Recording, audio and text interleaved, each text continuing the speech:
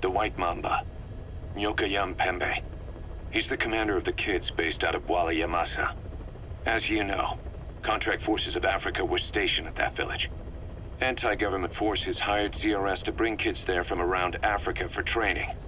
But at some point, the adults with the PF started dropping like flies. This was right after we arrived in Africa. We don't know the cause. The kids ended up on their own. Must have been like fish out of water. Nothing to eat, no way to get back home. All the adults taught them was how to use a gun. Sure, they could shoot targets, but hunt for food? Not likely. They wouldn't have lasted long. Then the White Mamba showed up. He was faster and stronger than them, a better soldier, and he knew how to lead. I guess somebody wished upon a star, because their savior turned up like stardust straight out of the blue. The moment he arrived, the kids had their new commander.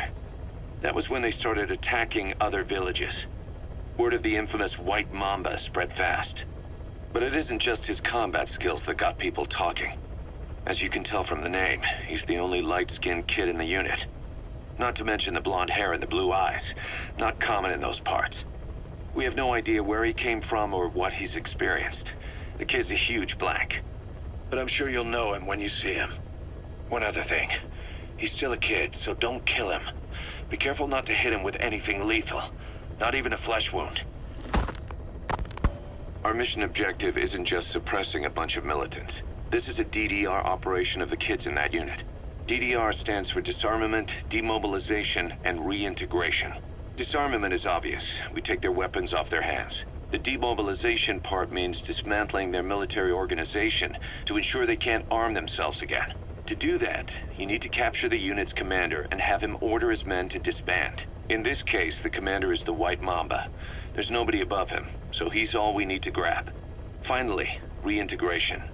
Through education and occupational training, we give them a means to live besides war. A lot of kids born in a war zone don't know any other way to live.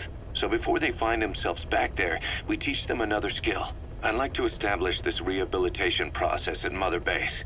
That's why we're bringing those kids back here. It's not so much for their sake. It's for the world that we're trying to create. No other way about it. Those kids are amateurs. Bad for business to have them running around where we're trying to work. Bring them all back if possible. Or as many as you can. We placed the White Mamba and the rest of his unit in the staff living quarters. How's that going? It's a disaster, but what else can we do? We've taken away his weapons and banned him from using his nom de guerre. Apparently his real name is Eli.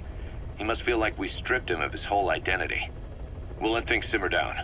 I put a guard on him for now. Still the question is, who is he? Where did he come from? And how has he survived? He's still not talking. No, he won't say a word about himself. But you know, it looks like he speaks English. One of the deck crew called out to him in English, and he said something back.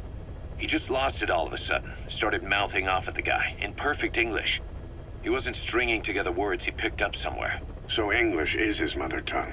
He could be from the east, or the south, or maybe even further north or south. English is well established in countries all across the continent. It's rooted in Africa like a weed, or maybe parasite is the better word.